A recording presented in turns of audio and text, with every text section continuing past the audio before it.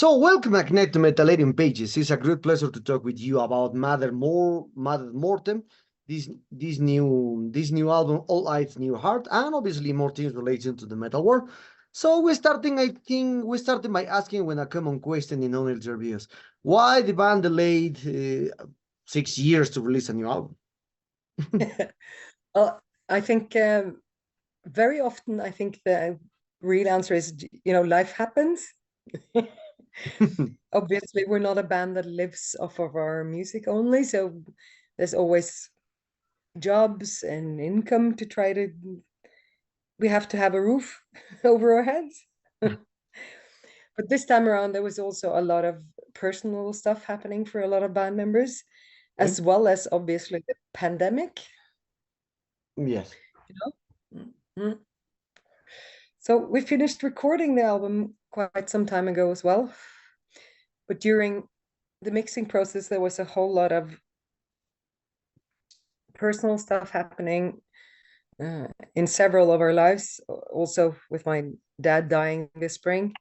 So, well, things take time. We would have liked to have it out a lot sooner, but I guess we have to live with the fact that we have to do other things as well. So sometimes the band takes a little bit of a backseat. Oh yeah, that's right. That's right. So I saw that this new album came with the more with Dark Essence Records, and compared obviously you still maintain the contract with the previous albums on Marrow. Yeah. So how was now to stay with the same label, well, after many years also? And did you use still like the camera rate still exists with the Dark Essence Records, or perhaps now it's like a business? It's like a business. Hey, you produce an album, we release it, and we'll sell it. Perhaps this kind of stuff. I think our collaboration with Dark Essence is working really well. Mhm. It's a big advantage to have a label that's based in Norway. It makes some things a lot easier. And I think they're honestly into the music that they release. I think it matters to them. We are not a band to make a lot of money off of. Yeah, hopefully they make they earn a little bit of money, but I don't think Mortem would be the first band you would pick up if becoming a millionaire was your idea. So we're very satisfied this far. They have fair, decent contracts and are really easy to work with. So we'll stay with them as long as it works, I guess, for Mm, both okay. parties. Okay. So Well, see. a little bit business, a little bit comrade. Okay, that's interesting. So it's well common with it's well 6 years is not pass in 6 years is 6 years because many Yeah. things happen 6 years about the music, life, as you mentioned me, and obviously when I hear this new All Eyes New Heart, you did a different approach compared to the Marrow. But for me, that's my point of view because I'm a reviewer, interviewer. But since your point of view, what kind of difference that you find on this all eyes, new heart compared to the previous one, Marrow? I think we can begin with I think production, Mhm. because Marrow has such an organic feel. It's very warm, it's very earthy, and feels very organic. This time around, we wanted to make a colder sound, Okay. a cooler sound with more distance in it, maybe. And I Mhm. think it turned out really well. It's a little bit smoother in some ways. Mhm. As for the songs, I mean, we don't really have that much of a plan when we start writing. We usually just look at the ideas we have that we want to work with, and then we work with a lot of different ideas. And when ideas start becoming songs or song structures, then we start talking about, okay, what would fit on the same album, what would work as a whole, which songs belong together, sort of. So we're not in in any way near doing a concept album, but as we were working with this reverb, this guitar effect that has that feels very distant and kind of cool. And so we wanted to try to make that a focal point, sort of a bit of a coolness, I guess. Not as in hip and cool, but as in chilly, less warm, a little bit more icy. Mm. So a little Okay. bit like that, I think. Oh, a lot of colors. And yes, you are right. This album has more colors than the previous one. For me, especially for me, I talking think about for me. thank So you. other other aspects that I didn't note in the in general on the career of Mother Mortar is about talking about the styles now, because you a lot of people, when I hear your Mercury album, says that the band display atmospheric doom metal or doom metal, this kind of stuff. But now you are continue growing with more styles, folk, progressive, post. Well, a lot of things happen during the years. That's normally because the band needs to grow up with different styles. If you did the same art from the Mercury, so perhaps you bored because you are a musician. You need to grow up as a musician. Yeah. So that's Yeah. normal. So now, what's your point of view? Now the band changed for the reviewers, especially the concept, because you start as a doom metal band, and now you are more progressive. You are doing more progressive stuff. So how do you see this growing of the band?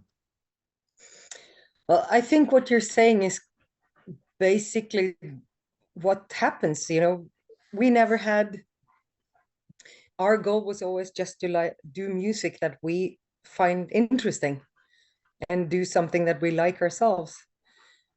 And you play in a band for 30 years, you get better, hopefully. you know you learn new things, you learn new ways of writing songs, you hear different kinds of music, you get new influences. And you also, I mean, you get better as a musician, you get better at playing, we get better at production, we get more tools. Mhm. And for us, it's never been important to have a style. We just want Mhm. to make Matter Mortem music, you know? And so all of us like a lot of different music, and that means that we end up with just following the ideas where we think they should go. Some ideas want to be brutal and heavy, some ideas want to be soft and jazzy almost. So I guess the short way of putting it is just what you said. It keeps it interesting. We try to make music that we find interesting, and doesn't really matter what kind of style it is. Just if we think it sounds good, that's what we do. Okay. One thing that you mentioned is about one, since the beginning to now, you are better composers, you are much better musicians. That's normal. And that's because you growing with the years as a you playing more, you are rehearsing more, you are playing more live shows. That's normal. But for a Yeah, fan, the things is for the fan, the things works differently in their minds, because the yeah, fans sticks with the rawness of the first album, or I don't know, but or even you say that this new album has better compositions compared to the Mercury. The fans thinks differently. The fans thinks that the Mercury or All Flesh is Grass. Is Grass has better compositions for them, because they try to attach with that era or attach to that moment. So and the question goes to this. So what's your point of view about the growing of the musician on time, rehearsal, playing more, etc. But at the same time, the essence from this first album lost, because you are much better musicians than the first ones albums. I don't know. I think I know what it's like as a fan, because sometimes there's this connection between the point you were at in your own life and when you heard that album, that specific album. I Mhm. have bands like that too, where there's that one album that I love, you know, And especially when you're young and you hear something that you really fall for, then I think you would always maybe like those albums the best. But, you know, we are super happy that people like our music. But I think it would be wrong if we started writing music to please fans. I think music needs to come from who you are and where you are at the moment. And, you know, I'm 47. I shouldn't try to pretend to be 17 anymore, you know? And it's the same with being a musician. I have to write from where I am now. And sometimes that means that people who really enjoyed what we did 20 years ago might not like the new things as much, you know? Mm-hmm. And I get that. I mean, I understand why. Because also, obviously, the difference between Mercury and our new album is huge. It sounds very, very different, you know? Mm-hmm. There are some of the same kinds of things sometimes, but it's very different. But I think if we tried to, you know, capture time and just freeze our music or freeze our style in a time capsule, I don't think it would work. I think we would sound like we were trying to be something we are not anymore, I guess. You know, I used to want to be really super gothic and wear big black dresses, and you know, that doesn't matter so much to me anymore because I'm older. And I think in some ways there's a lot of freedom in growing older and realizing that maybe you don't have to worry so much about these genre boundaries or what is correct for that and that. Mm, okay. But I get how it feels, but I do understand what it's like for France, you know. Yes, yes, but that is like so this very difference between fan and musician, but always. And also one thing that you mentioned is that you are listening, obviously, your influence, the first albums from your earfulness, this kind of stuff, and that's normal because you grow with this kind of music since the beginning to now. Mm. And so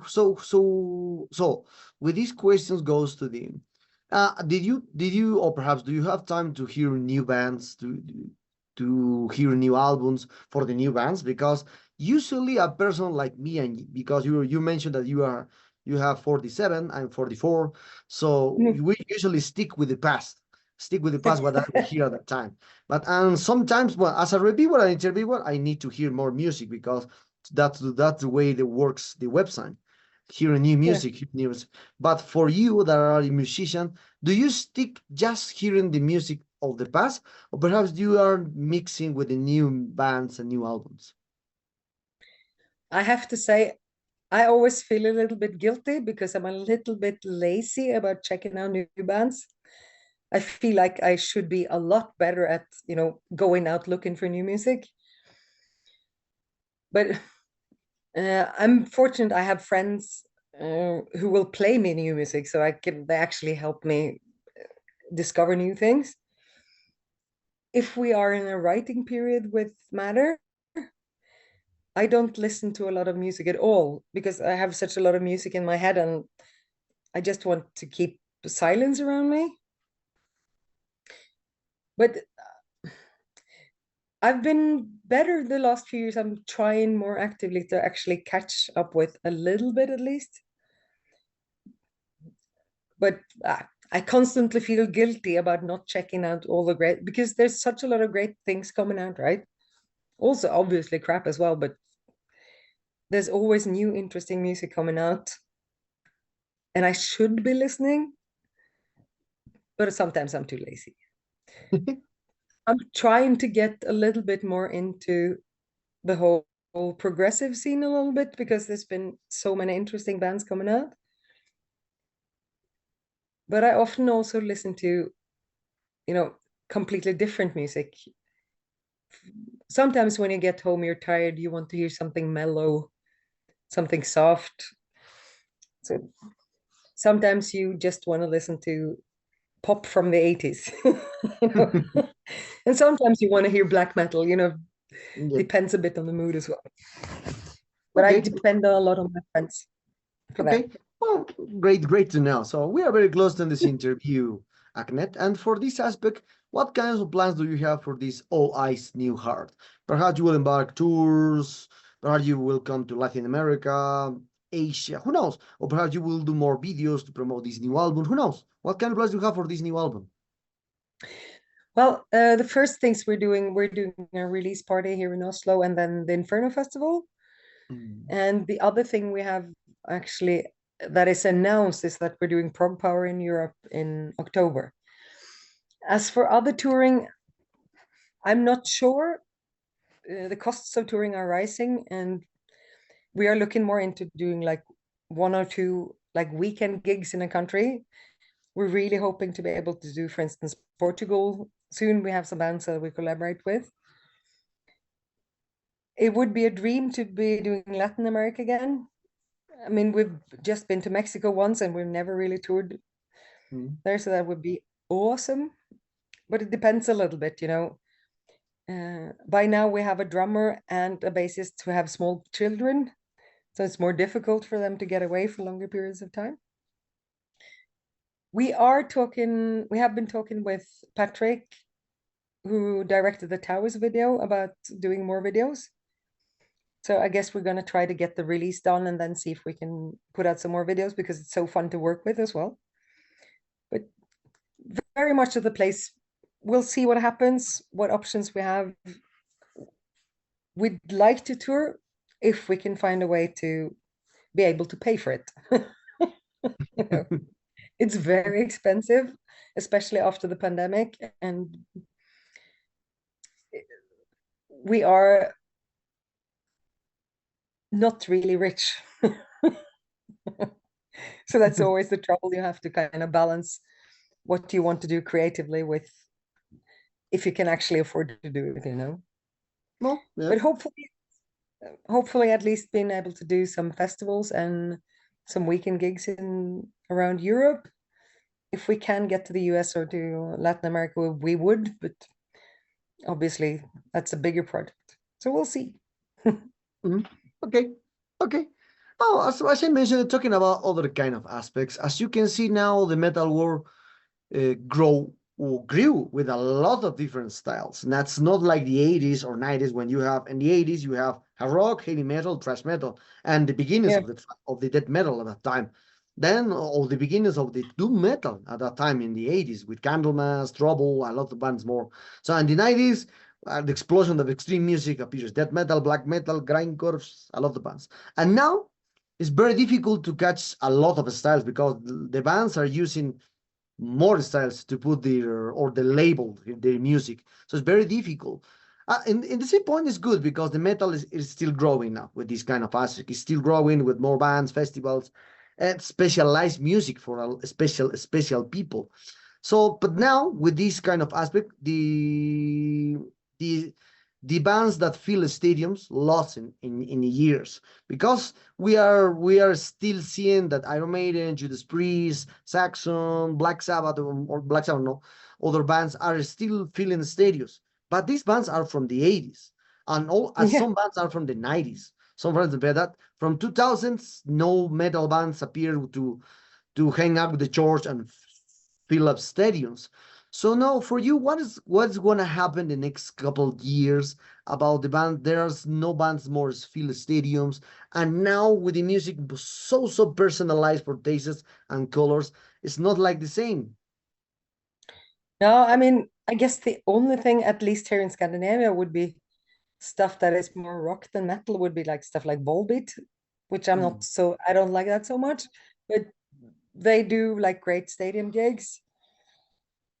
I don't know really. I mean, I think this has to do with streaming as well, Mhm. because you know, suddenly everybody can listen to all the albums all the time. You know, back in the day, you would have to order a CD, wait for the CD to arrive, and then listen to that CD. That is And true. before that, in our car, we would have 5 cassettes that we would listen to those 5 cassettes a zillion times, you know? So I think you had a much closer relationship with the artists you like because you didn't have. Now, if I open Spotify, I have almost all the bands on the planet that are releasing music, you know? Yes. And I work in a school, and when I talk to the kids about how they listen to music, they often don't even know the name of the artist who has made the song. They listen to playlists and they listen to songs, but they don't really listen to albums. So I don't know what it would take for an artist to actually be so important as an artist, Mhm. as to full stadiums, you know. Um, I mean, at the same time, I think metal has become more mainstream as well. A lot of people listen to metal who are not really metalheads. You know, people will have like a couple of really metal songs on their otherwise quite straight playlists. Mhm. So maybe it's a way for also metal to grow, but I don't know. It is funny You know? that the only bands are like, you know, AC/DC, have been around since the 70s. Mm. Bruce Springsteen is doing it, but obviously he's been around since the 70s. But maybe that also has to do with who has money to buy tickets for those concerts. And that's people our age. The grown-up people who have jobs can afford to pay for the concerts and they want to listen to the music from their youth. Yeah. So there's a little bit of that as well, you know. I don't know. I would like to fill stadiums. I would enjoy that very much. I don't think we ever will.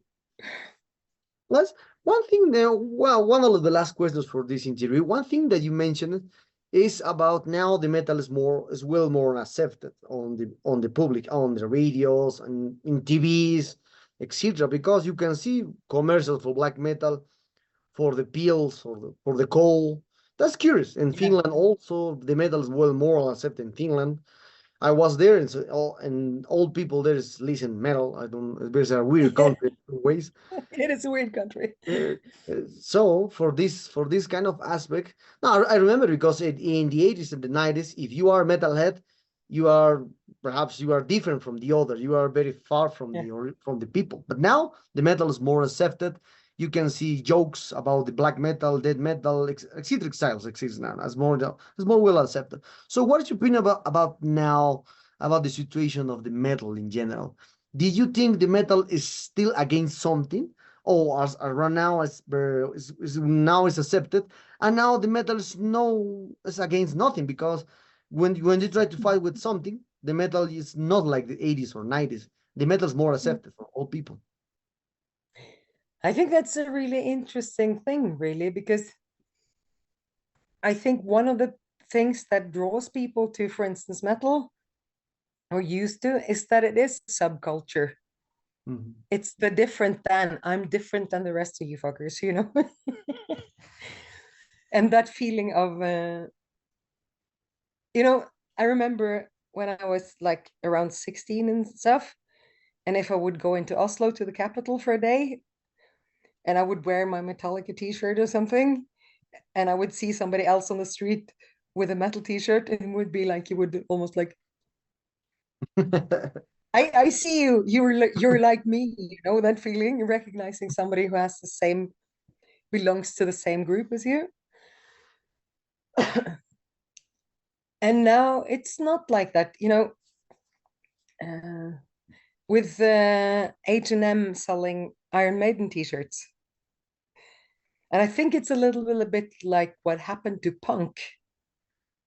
Hmm. Suddenly punk was adopted by the fashion world, you know, Yes, which is bizarre if you think about what punk used to be.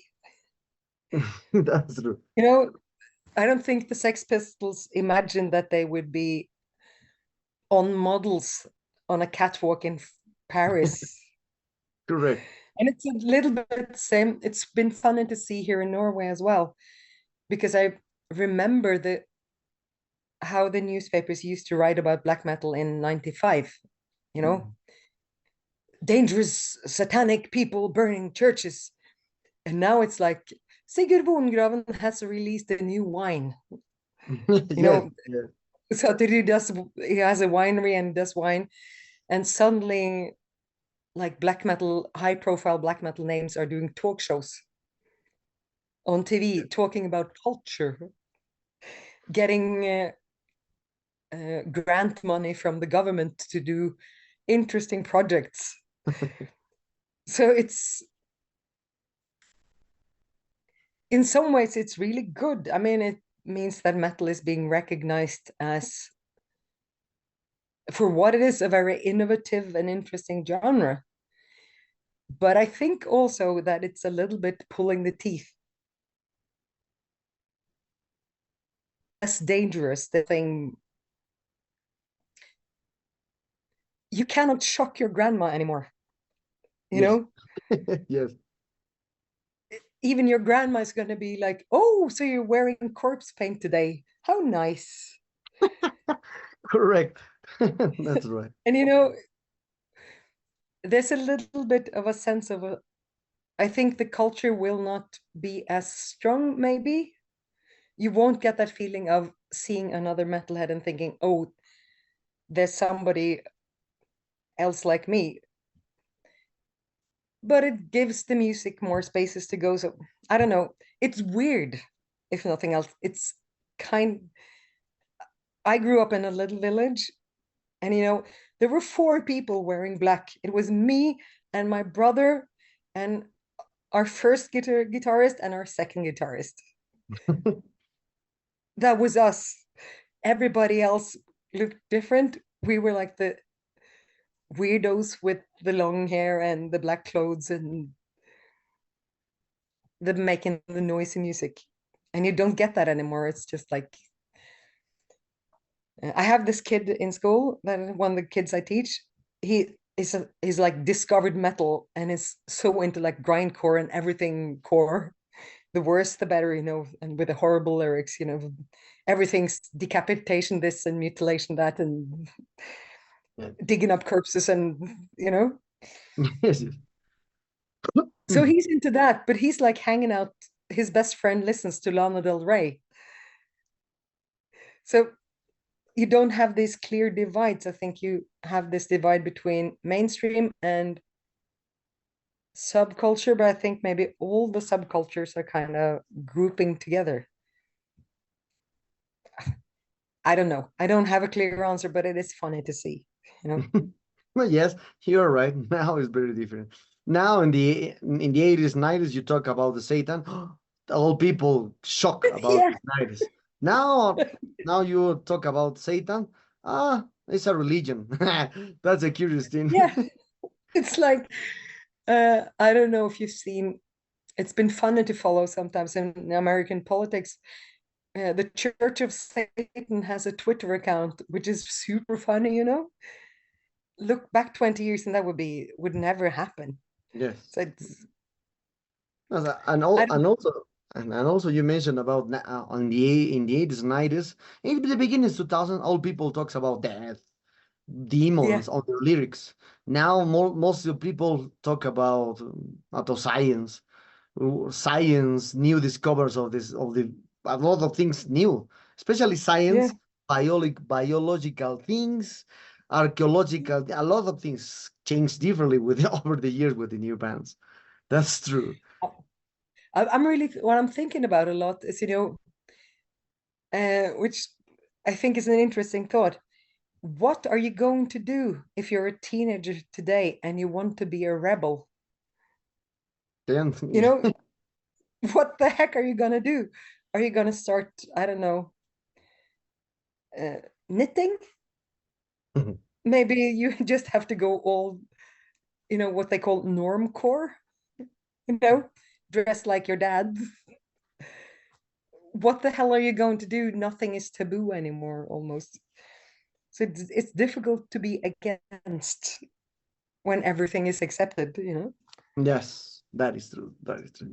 Well, Agnete, the sad times arrive at this interview. I hope you enjoyed this interview like me. This new album is a great one. Congratulations on it. And perhaps do you want to add Thank you. something to your Latin American fans and obviously Metalerium followers? Absolutely. I wish I could speak better Spanish than I do, because I can just like order food and beer. That's all I can do in Spanish. But would really, really love to come to Latin America, for instance. That would be huge for us. We know we have a lot of fans there that never get the chance to see us, and we would be awesome. So if we get the chance, we'll be there in a sec. Other than that, I hope you enjoy the new album. I like it.